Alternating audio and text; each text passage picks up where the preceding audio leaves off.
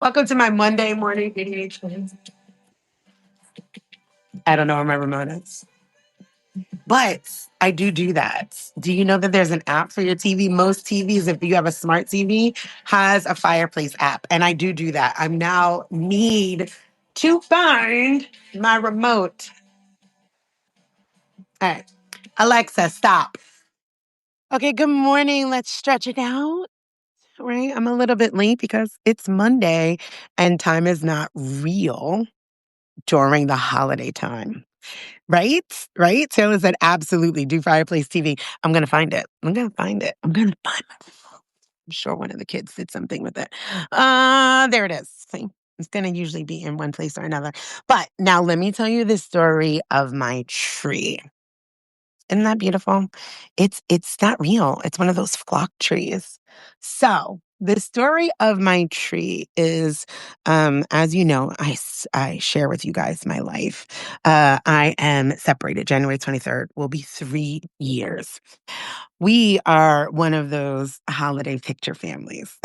We are like, matching PJs, give me a picture sort of family. And when I knew that it was kind of just not doing it, I dwindled away from doing those kinds of things. Like probably the year before it all came crashing down.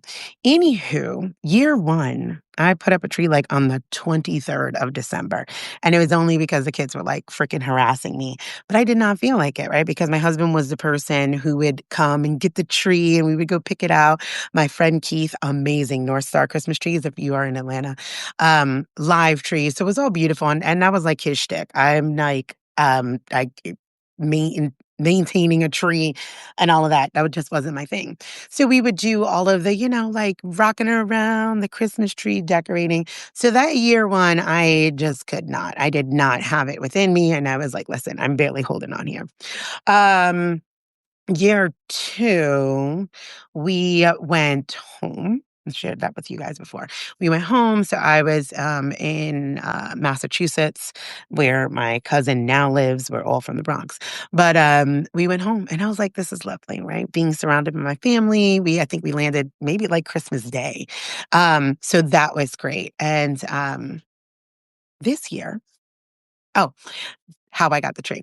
So we had went home but my friends, Kelly and Sander, had posted in the Gives Free Cell Swap group that there was a tree. So I text Kelly immediately and I wound up marrying them this year. I text Kelly immediately and was like, yeah, I'll take the tree. And then another friend of mine had posted on my Facebook and I was like, listen, I don't have decorations. Y'all know what I'm going through. I'm not going in the attic.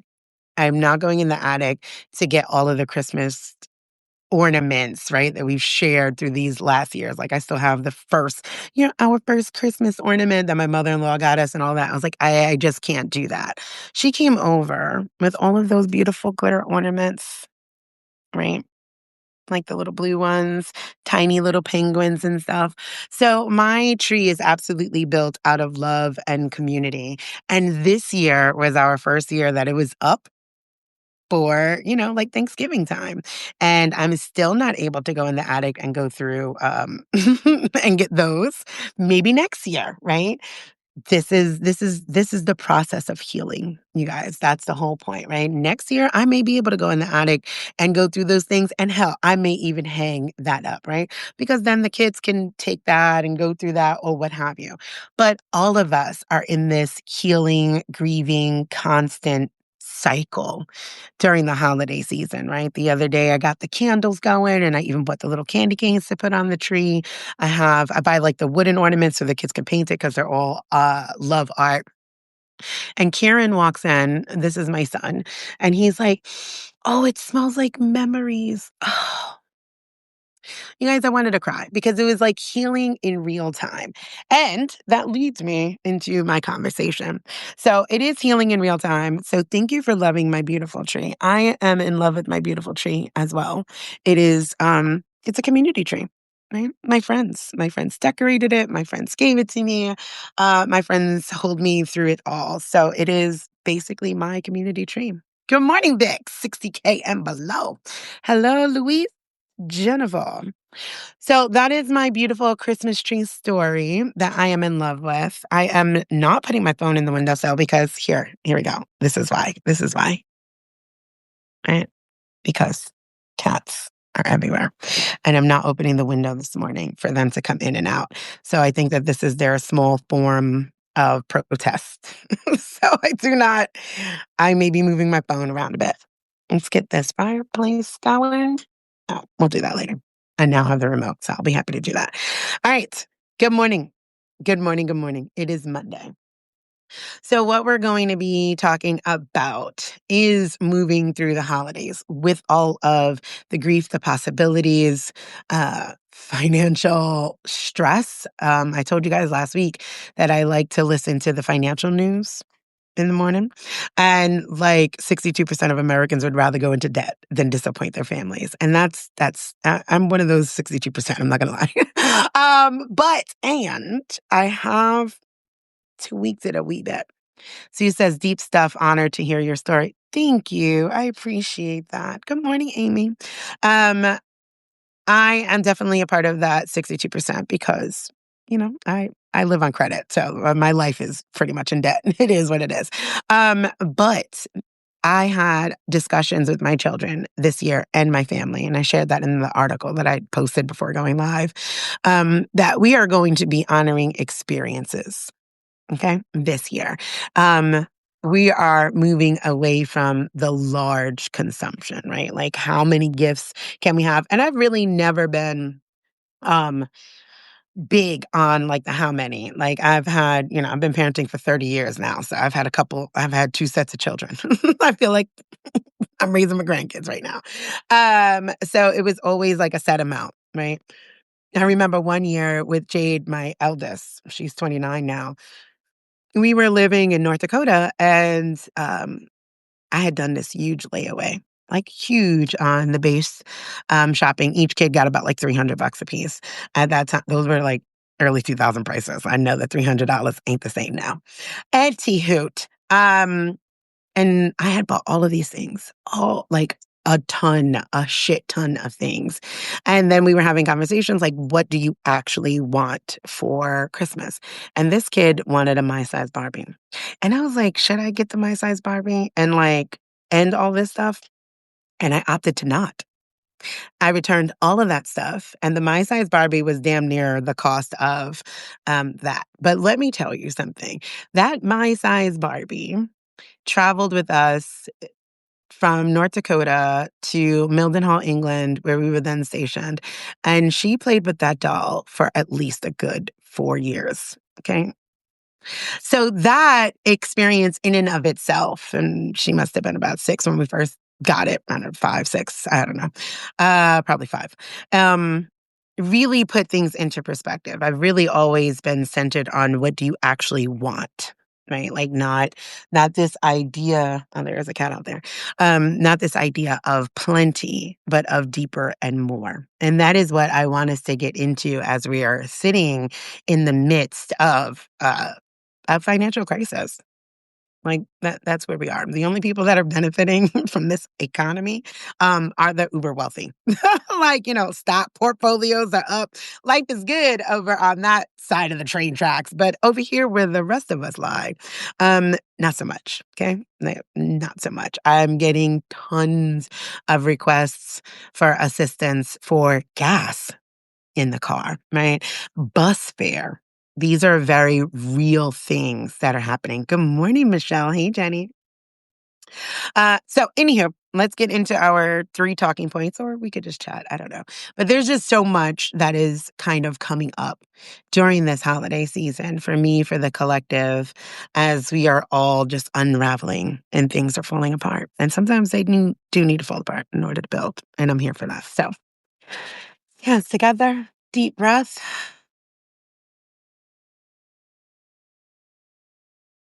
Let's get into it. I was really kind of jamming with the music. I wish I could have the music at the same time. But anyhow, my computer closed down. Just okay, come in. Jeez Louise. You guys are absolutely absurd. Do you see those trainer cats? Look at this. Look at this. Yeah, it's cold. You thinking about it, huh? Are you coming in or are you staying?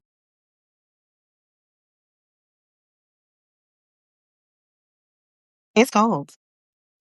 What are you thinking about? You going? Okay, I'm closing this. It's over. Do you want to go? No? Okay. Okay, now you do. Okay. Bye. Bye, bye, bye, bye, bye, bye, bye. I'll be right here. I need to build like a little thing right out here. Like, I'm going to see if I can extend my windowsill, right? It's like one of those bay window sort of things. I'm going to see if I could extend that and then put like chicken wire around it so they could just kind of lounge out there because they stay trying to leave somewhere. They don't go too far, which is kind of cool. But I also don't like them to have to be outside. Okie dokie smoking. Let's get into it. Talking point one, the reality you feel is not failure. Okay. I want us to recognize that too often the shame is wrapped into not being able to have and or do certain things. And that is intended by capitalism, right? You're supposed to feel bad about not being able to meet your basic needs. Like this is a moral failing. I'm seeing this conversation happen everywhere. And I'm like quite shocked that people don't fully understand that poverty is manufactured. There's no way to save your way out of it. There's no way to not consume inside of capitalism. There are no ethical avenues, right? Like to not be inside of those spaces. Ariana says, my favorite holiday tradition the husband and I created is that we only gift experiences to each other and loved ones. I love that. I was talking about that too with my family. I'm like, like the kids to have. Get them a boxing class, right? Like a month of it. Who cares if they stay, right? There's this other, my sister's like, okay, but how are you going to keep up with that? I'm like, who gives a fuck?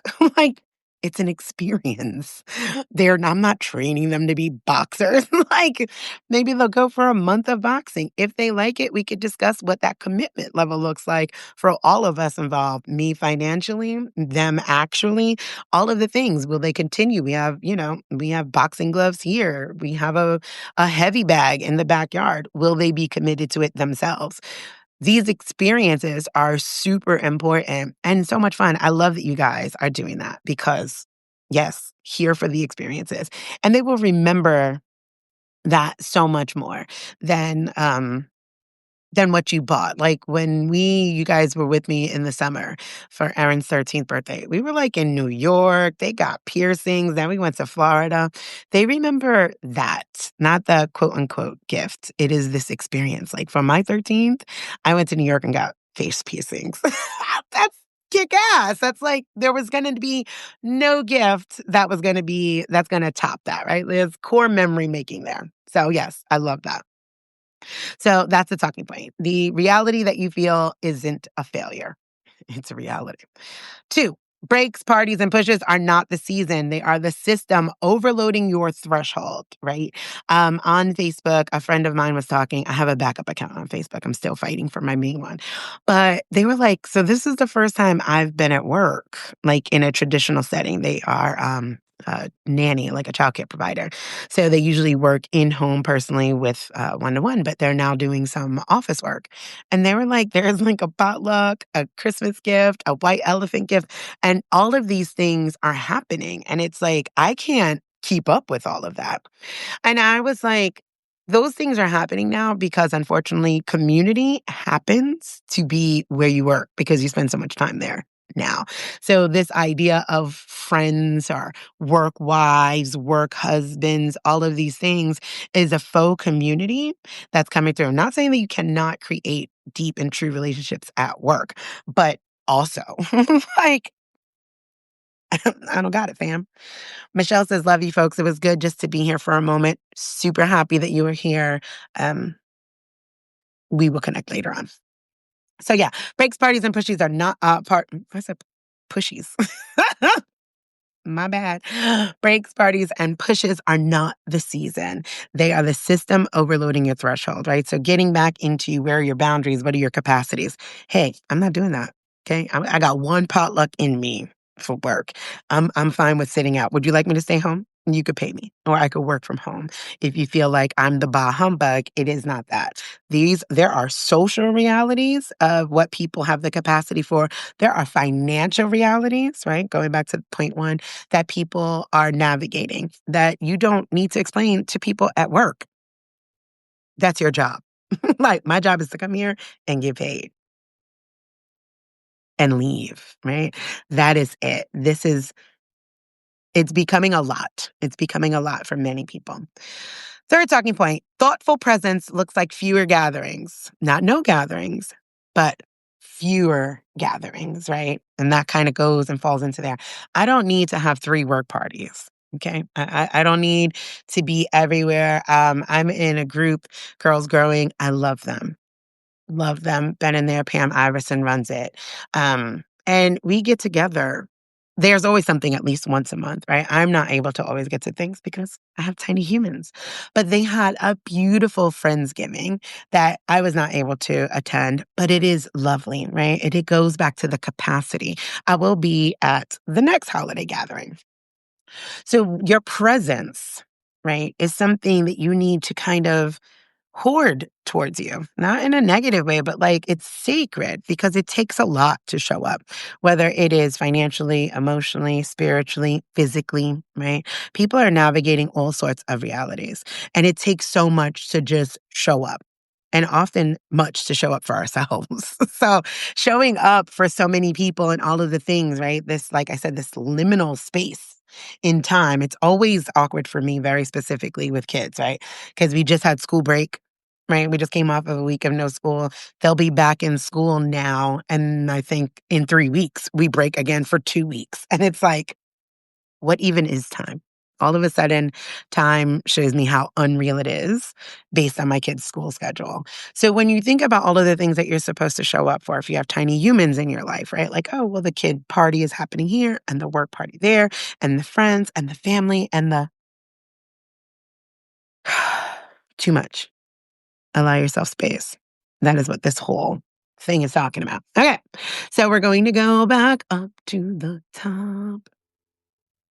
So the reality that you feel isn't failure, right? It is reality. So the reframe that I want to offer here, because I do my reframes and my reflections is you're not falling off. You're hovering between worlds that are asking different things from you. Right. So when you are sitting here and you're like, okay, what I made last year is not doing the same thing that it is this year or 5 years ago, like what I spoke about with my $300 per child in the 90s and 2000s is not the same. And $300 this year wouldn't even cover like a game system, which is wild to me considering I have lived and purchased since Atari. But when you're recognizing those realities, right, and those spaces of the in between, that is important to recognize that you're not falling off. You're hovering between these worlds. One that we are working on dismantling and we're watching fall apart. Like, I want to offer that often is that we are watching the dismantling live. We weren't going to just wake up in utopia, but we are building those parallel systems. We are building community. We are doing the work of mutual aid, of showing up for each other, of healing, of being in that space whilst this world still exists. So these parallel liminal spaces between the two are a reality. Right. The wanting to do something and not having the capacity, the ability to do something and feeling some type of way that others can't do it. We are balancing those spaces, right? So hovering between worlds that are asking different things from you. The reflection that I want to offer is the moments that feel unreal are the ones where you have to shift identities quickly, right? You have to be a parent, you have to be a professional, you have to be a caregiver, student, human. And it's like all of these things are happening and converging, and more so when we come to the holiday season, right? Not that we don't navigate multiple identities any other time. But again, with the time being so concentrated with this idea of a new year, it's not a new year. It's not a new year. It's not a new year. Okay. We're moving into that season of self, right? We're in the season of descent where it gets darker, heavier, broader, and we're moving into the season of self because we're coming inside. It's cold out there. Okay. Cold out there. It's cold all of the things are dormant. I don't want to say dead because they're still alive and doing things, right? But they are dormant. They are resting. Like it is not a new year. It is not a new year until the spring. But that social construct of this new year, new beginnings, go hard. What did you do for 2025? Friends, take a pause because you're trying to navigate two different worlds. And that one that they are demanding our presence from is not real, right? We have got to disconnect that. Michelle, we have the capacity. I'm going to show up with what I have in the moment. And that is my reality. And that's all we can do. So I also do a practice your praxis prompt in here and ask yourself, what does time feel like in my body when it isn't being rushed, demanded, scheduled, or extracted? And I ask that specifically because I'm telling you, we're in this liminal space. It is, or at least to me, it just feels like it, like I said, it just reminds me how much time is not real. Like between November and January, I'm like, nothing is real, right? Like nothing. Nothing is real. And I think that for me, and I'm hoping for you, is that transition into that dormancy, right? Like, oh no, I'm not blooming. I'm not doing anything. I'm shedding and I'm going deeper and darker in and nourishing myself because it's cold outside again. Okay. Two, breaks, parties, and pushes are not the season. The reframe that I offer here is school breaks, work parties are not rest by default. Rest is a thing you claim inside of them. Okay. There's just a lot of things. And as a parent who's parenting tiny humans, I let them know too, you don't need to be a part of all of the things. You don't. You do not need to be a part of all of the things. And sometimes I won't even tell them what's going on. I'm not, because you won't pressure me into doing what I do not have the capacity for. Sam says work parties can be exhausting. Yes. Now I need an outfit. I need a gift for people I may not even like. Like I come here to work. I am not the person. I mean, I've always had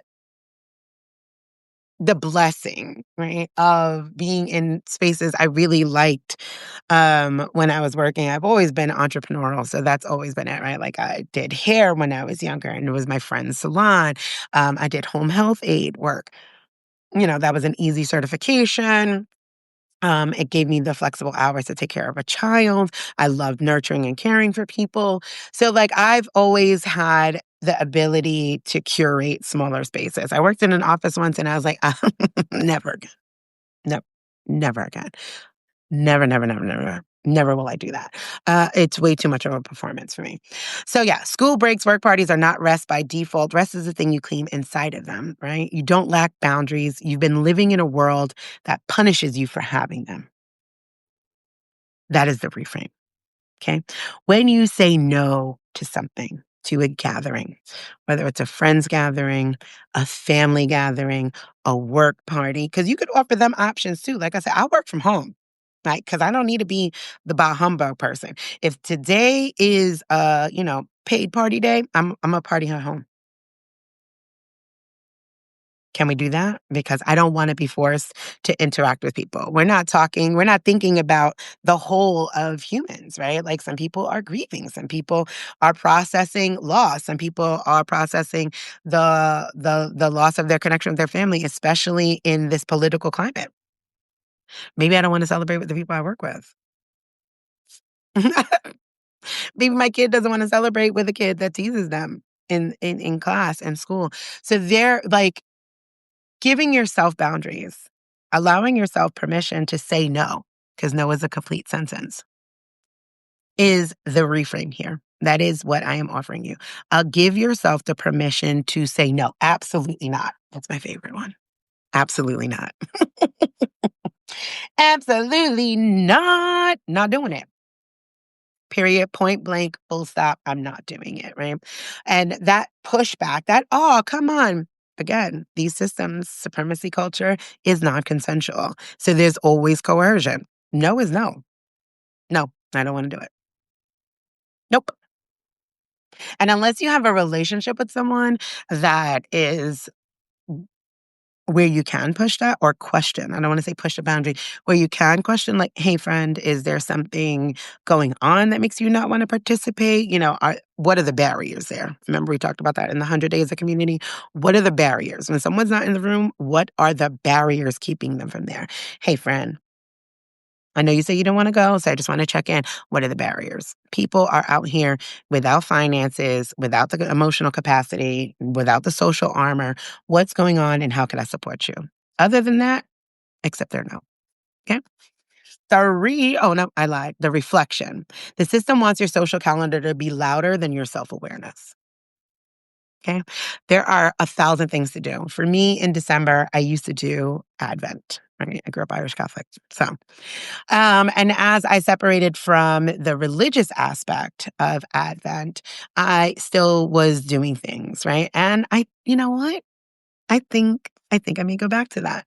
Um, See, that's one of those things that's in the attic, right? I have an Advent tree that has little drawers in there. I'm a novelty person. It has little drawers in there. I might go and get that. And like the kids would pick out something to do, right? So they would have this like countdown to Christmas. And that was so much a part of it. I'm gonna go in the attic today and get that. And it would be small things, make cookies, make gifts, let's go drive around and see Christmas lights. So all of these things, all of these experiences that you can have, but none of them were something that was so social that I felt drained. I want you to realize we are going through so much collectively. You should only be doing things that fuel your soul, right? That refill you. That's reciprocal energy. That's it, right? The emotional hangover of small escapes comes from running on a schedule bigger than your spirit. Right? That sitting in the car, that joke that we all have, and I do, I'd be like, "Oh my god." It's like, "Oh my I need it. What just happened? What just happened?" Sitting in the car for your driveway, like, for 20 minutes to decompress is absolutely your nervous system saying, "That was just too damn much." And for me, that's just the morning school run. I'm like, what just happened? It's just like 2 hours of a blur of getting tiny humans up, getting them together, hair, hygiene, food, do you have your things, da da da da da, getting in the car line, and I'm like, "I sit in that?" Yes. Ariana said, "Pure bliss." I sit in that damn driveway. Yes, my house is 10 feet away, but I sit there and I'm just like,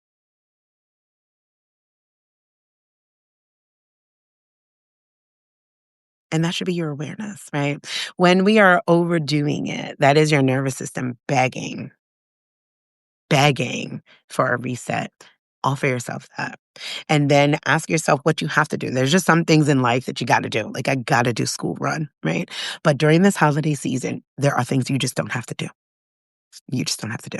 And I wouldn't have to do that school run if the government wouldn't come and get them. But alas, we do the school run, right? So start really balancing out what you have the capacity for, what you need to do, prioritizing those sorts of things, and what you can opt out of, friends. Because you can. And this is a heavy time, right? Like I said, that social push with the new year, all of these holidays, all of these commitments with work, with school, social, friends, the giving, who get, you give to you first. Taylor says, "Dark, early, we get 3 generations to share the joy of drive-by lights." I love drive-by lights, right? They have here in Atlanta, they have, like, Atlantic Station, and it's like I don't remember what it is, I haven't done it in a couple years. But you go in the car, and, like, it's, like, literally set up. I wonder if they're doing it this year. I will check it out, but it's so cool, and you can go around a couple of times, and you go in the car, you could drive through, or you can park the car and get out and really walk around. So there are so many things that you can do that just like fill yourself with joy. And I'm going to figure out a couple of those things, what I have the capacity for. So the practice your praxis prompt here is, what event on my calendar is asking for the oldest version of me to show up on its behalf? And how do I say no without abandoning love? Right? Because this new climate, this new awareness, if you are on your healing journey, sailors that wear randos in neighborhoods. I do the randos in neighborhoods too. But also I have 100 kids because three feels like 100. So sometimes it's nice to just be contained, right? Because if there is not a dedicated neighborhood to that, and again, things have shifted and changed, right? That's a hell of a light bill to do. And a lot of people have not been able to curate like that string of lights for our neighborhood anymore. So it's hit or miss. So with Atlantic Station, I know, like I said a few years ago, here's a destination, here's this fun time. Let's get some cocoa. We have seen the lights. Let us go home. Capacity. So asking yourself what is demanding an old version of me? Because who I was yesterday is not who I am today. Who I was the last political cycle is not who I am today. Who I was before my anti racism journey is not who I am today. Who I was before my healing journey is not who I am today. So, really discerning what social event is asking you to show up as someone you no longer are. Say no to that event. Say no to that event. Say no to performing that, right? That is more exhaustion on you. Sam says, wary of my overperforming ways as I start a new job today. This conversation is showing up right on time. Woo, woo. I love that. Congratulations on the new job. Oh, my TV has a screensaver. And I'm like, where did that music come from? Look at that. The universe is playing a song for you, Sam. All right. 3. Oh, I'm doing good on time. I'm very proud of myself. I've been trying to do better. I say that all the time. I'm doing the best I can. Thoughtful presence looks like fewer gatherings, not no to gatherings, but just fewer ones, more intentional, right? You don't have to go to every gathering to gather well.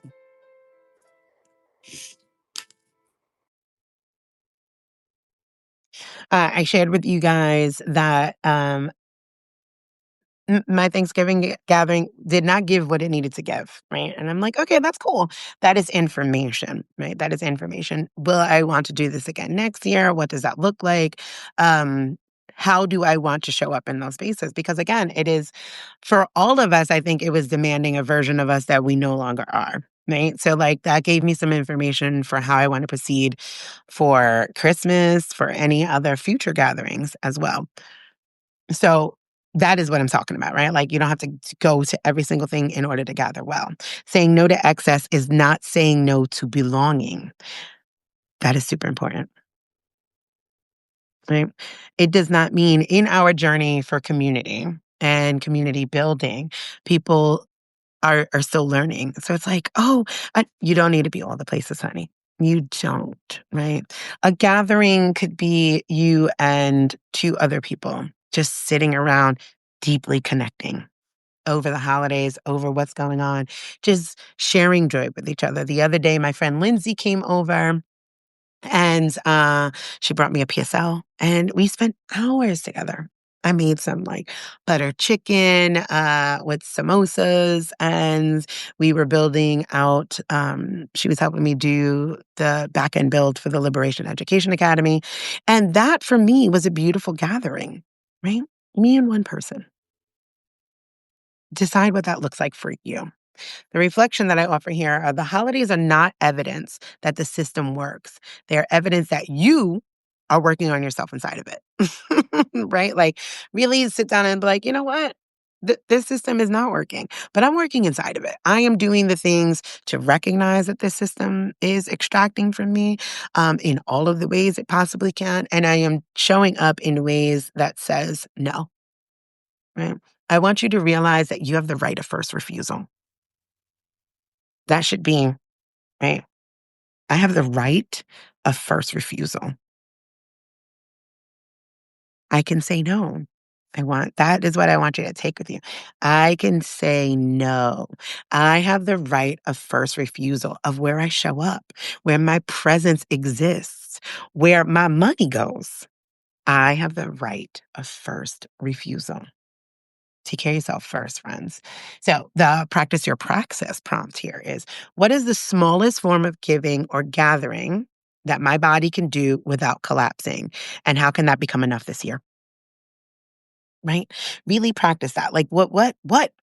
What do I have, right?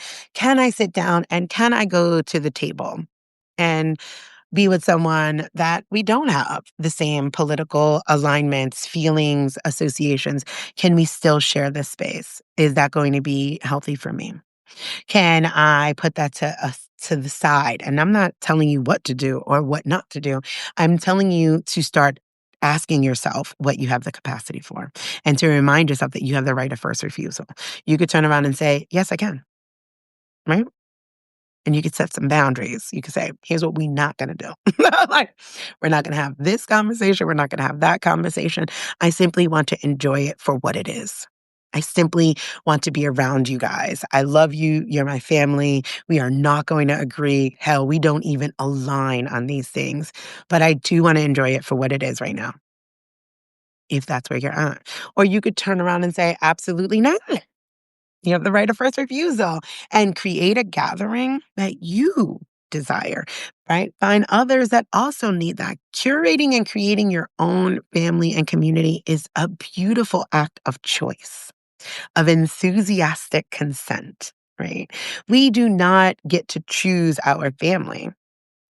Yeah, I mean, we do, but you know what I'm saying? We're born into it. And supremacy culture hands us this nuclear family as the end all be all, and these are the people you have to fight.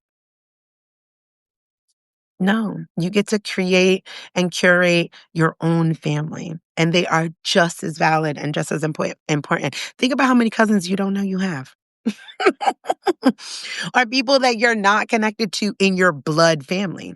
Oh, same thing. We're all family. We're all kin.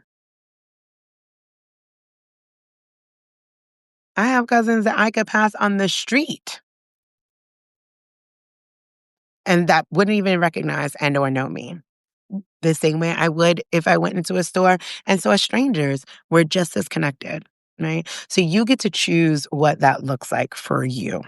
That is the whole point of this. During these holiday seasons, it is super vital to take care of yourself first, to not fall into the consumption. And like I said in my article, I recognize the irony in that as I'm like, hey, buy my app, buy this course. This and I think I'm also navigating capitalism. And these things are also tools for you to navigate these spaces. But that is what I want you to take away is that you get the right of first refusal. During this time of this liminal space, of this convergence of time, it's like, it's so interesting to me. Like, this is such a wild time. A couple years back, I wrote about time here on Substack.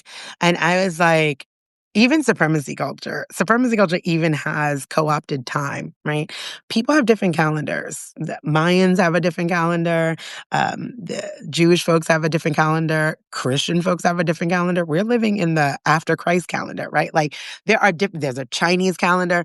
Some of us are in today in different years. Like, so that's how we know time is super not real. And it becomes very unraveled for me during this time after that descent, going into that deeper dormancy.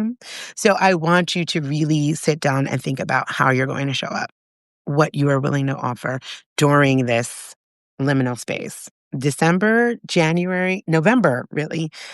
December, January is an insane time and it needs so much deeper care, right? Think about your plants that you have to bring inside, right? You are a plant, my friend. All living things are connected. You are a plant, okay? How are you going to take your plants from outside, bring them in, make sure they're nice and warm, taking care of them, watering them, and you are outside? Okay, think about your capacity. So look at let's round up these three talking points. Look at me, I'm on time. Do talking point one: the reality that you feel isn't a failure. It is not a personal failure. If you cannot do these things, if you cannot show up financially, if you cannot show up emotionally, if you cannot show up physically, it's not a personal failure. It is what it is. Ariana says, how do you navigate the mom guilt? I never felt like I'm doing enough on top of working full time.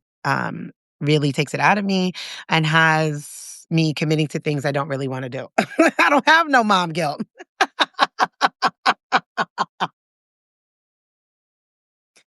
I don't have mom guilt, but I also have 30 years of momming practice. I remember that time. So I'm not above that. Let me just let you know.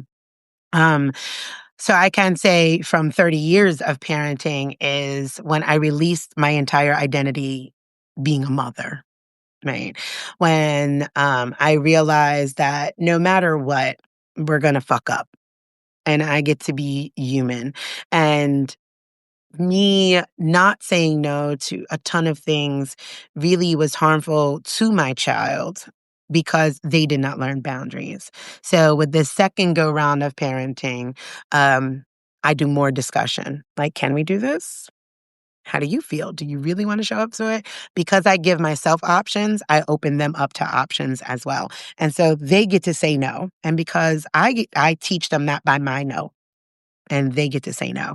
So we will discuss it, right? Like, okay, I know you guys want to do that, but can we agree on like maybe like 2 hours, or hi, I'm human.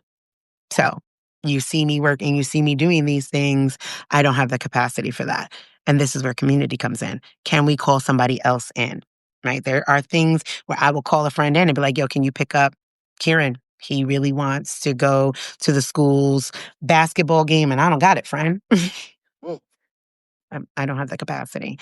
So that is it. But I do remember the mom guilt. But I am telling you, I hope that you choose yourself and choose to release yourself from it being your identity. Let me tell you something. No matter what you do, there's going to be something that you do wrong, and that is simply human and okay. Sam says, working on my thoughts around time has been huge. I learned the terms monochronic and polychronic from Jessica Dixon.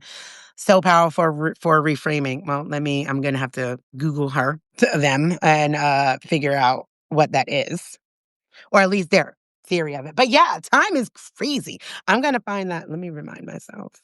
Alexa, set reminder at 11 a.m. to add the timepiece into the replay.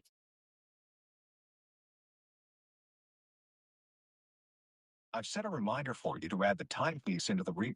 Sorry, because I know everybody else is then did. Yeah, I definitely will, Sam. I'm gonna scooch down to that and look at me, boomer, and screenshot it. You are so welcome, Ariana. And if anybody else has any questions, I'm super here for that.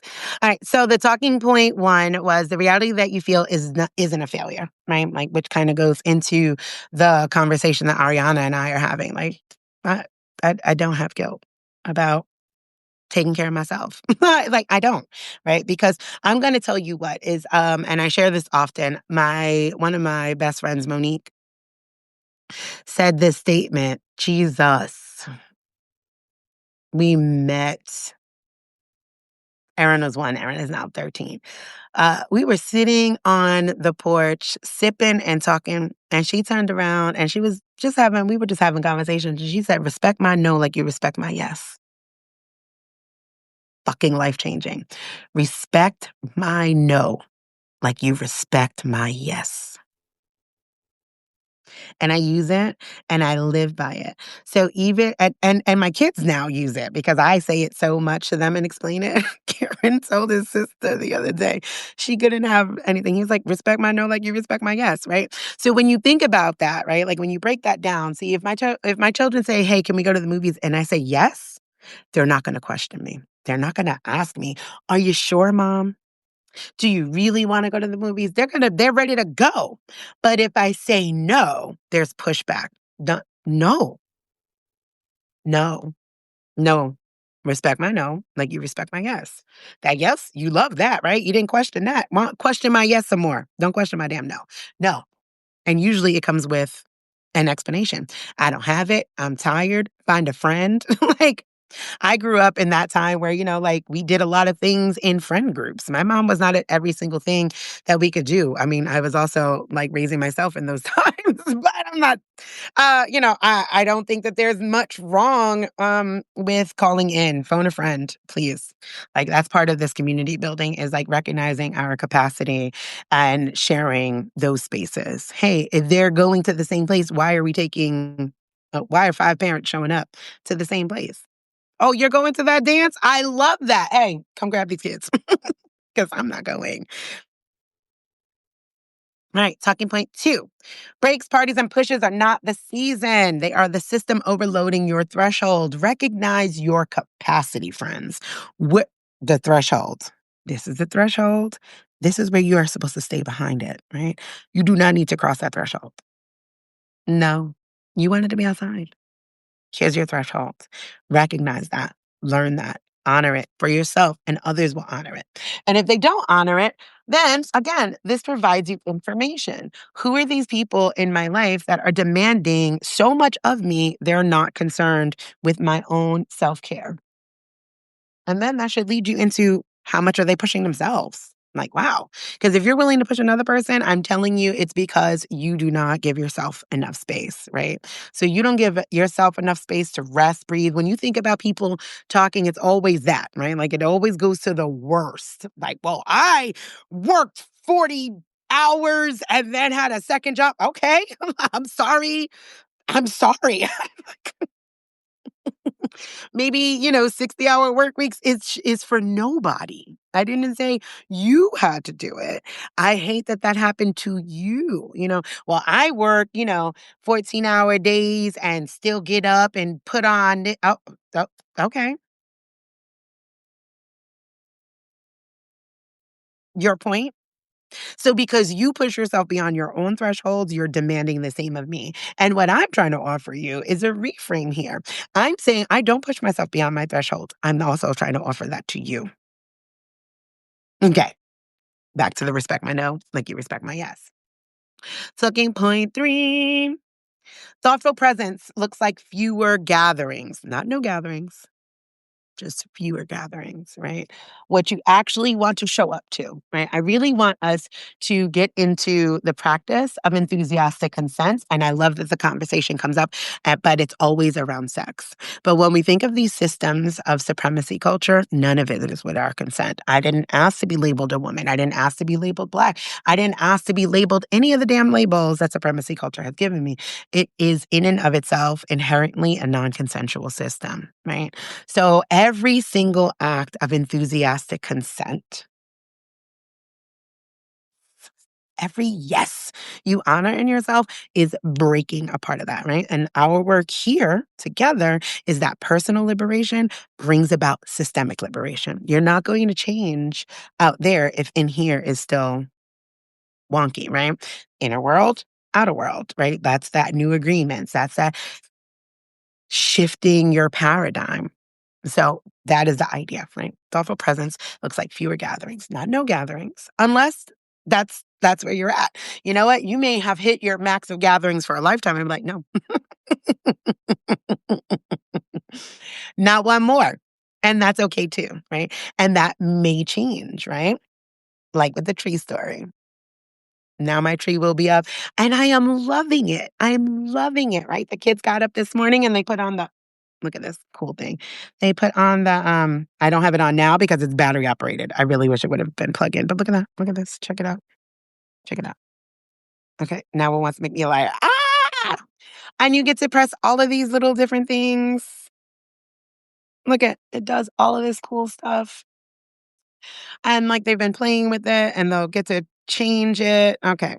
It's making me a liar. But anyway, it has all these really cool buttons. It was like $14.99. And it was so well worth it. Look at that. So now they're getting this joy, but I allowed the no. What I did not do, and that kind of goes back, Ariana, to the mom guilt is I was separating from my husband. And I know that they were also separating from their father. Were we going to pretend? No, I'm not going to pretend. We may still celebrate the holidays, but it's not the same. And that's okay. I do not want you guys going through these situations and pretending. I don't want you going home or visiting or being in places and pretending you can show up. You can show up at your capacity. Now we will have a month of joy. And I'm super excited. And not only will we have a month of joy of our Christmas tree, right? Because every so often we'll just add some more. Like that's our tradition. And my children notice it. Like I said, my 9-year-old son, he was like, it smells like memories. And that just fucking broke me wide open, right? And so, we'll sit down on the tables already set up with, like, the art stuff and some of the ornaments, and we decorate, and I'm like, "Write the year on the back of it." And so we just keep adding to it, and we're doing more, but we allowed ourselves time, and we're not pretending. Ariana says supremacy culture is inherently non-consensual in the quotes and a breath out. Yes, that is something that we need to seriously, deeply take in. So every enthusiastic yes is a breaking of the system. Sam says, lately I have loved asking platonic friends for more physical touch, feeling done with relationship labels. Fuck yes. I've always been that person. I am like, come over and nap. Like, I'm a cuddler, right? You guys have seen I like Leah and I make dates to get in bed together. I'm like, and I've been like that pretty much all my life. And I'm not a real big physical touch sort of person, but yeah, like I want to cuddle. Like, let's do that. Like we get in the bed, we order some food, we watch some TVs or we talk shit. Usually we're like pulling some cards, pulling out some crystals. We're doing acupuncture on each other. We're talking. And not only is that a beautiful physical touch, right? Like because it goes back to that enthusiastic consent and not feeling like I have to perform, right? Like because when you have often because of supremacy culture, when you are in a romantic relationship, and I think we need to unpack that because I am in a romantic relationship with me. But you know what I'm saying? You feel like, fuck. If I ask for a cuddle, I'm going to have to give up some ass. It's like, that is not enthusiastic consent, folks. When you really start peeling away the layers, you start recognizing how much of our life is deeply embedded in these systems, in not existing in our own autonomy, in our own enthusiastic yes, right? So when we move beyond the labels of relationships, and my friend Shanae is coming over. She does polyam. That's her shtick. For Friday with Friends. This Friday with Friends is going to be Leah. Ooh. But Shanae and I are planning on doing it in person in our pajamas, right? We're going to do Christmas holiday pajamas. So you see, like those kinds of things. I love that. It is lovely, Sam. It is lovely. And like I said, I've always been like that. My best friend from when I was like 16, I met her when I was 6 months pregnant with Jade. So we raised our three kids together, and you could not tell those children we were not lesbians. Like, they were like, "I I'm not sure. But what's beautiful about that is that both of those families are children of divorce, right? Like Josie is my friend. Josie got a divorce from their dad, and I was divorced from Jade's dad. But they still grew up seeing an intimacy between people that were not on a sexual connection. They still were co-parented, right? They were still loved through it. They still had two parents. And that is the beauty of community and releasing the constructs of supremacy culture and coming into your enthusiastic yes. So that is what message I want to leave with you on today for this holiday season. Come into your enthusiastic yes, right? In this liminal space, in this political climate, in this financial nightmare for many, enthusiastic yes. If you can't grab that and say, yes, don't do it. Don't do it. Like I'm absolutely gonna be charging Christmas. Like, I'll tell you. That's pretty much how I live, and I'm okay with that. It's the poor tax. But I am super stoked about getting Shady a new vanity. Like, I'm like, fuck yes. Fuck yes. Because she sits at that thing every single day. And she loves it, and she puts on her little makeup, and she plays, and it's a cute little one, right? It's like a little kid's one, but, like, this one's like a big girl one, right? And it's $130, and that may seem huge, but not for the impact, right? And it has little drawers, and instead of the lights that are, like, kind of falling down, this one comes with the lights already in it. And she is a YouTube star, honey. Okay. She is not playing. That is my enthusiastic yes. I don't want to get things and then feel like, oh, fuck. If I'm going to be in debt, I better be loving it. You know what I'm saying? Like, it's worth it. That's my enthusiastic yes. So that's my message. I love you guys. This cat is stalking me to get out the freaking window again. Thank you for being here always. Thank you for the space to grow. Thank you. Thank you. Just thank you. Thank you for your presence. Thank you for your enthusiastic yes for showing up here. Yes, Sam says invest in your joy. Exactly. And not in the consumer sort of way, right? Like that's it. That's what I'm getting. I may run to the dollar store and grab a couple, makeup things, and you can make that pretty. The dollar and the quarter store, right? Get a little woven basket, right? Get a couple of little things for 10, $15. Put it in there, slam a bow on there, and then all these little tiny things like stocking stuffers. Stocking stuffers are the blast. I enjoy stocking stuffers more than actual gifts, right? Because it feels like a whole bunch of stuff. So there goes a wonderful way of like, here, all the little fun things. Oh my God, that's another thing I have not done since I've been separated. Hanging up this stuff. You know what? You guys have motivated me. I may go in the attic. I'm not going to promise you because, again, enthusiastic, yes. But I am feeling like I want to go in the attic and get some things out. We'll see how that lands in my body. All right. I'm out of here for real now. Bye. Mwah.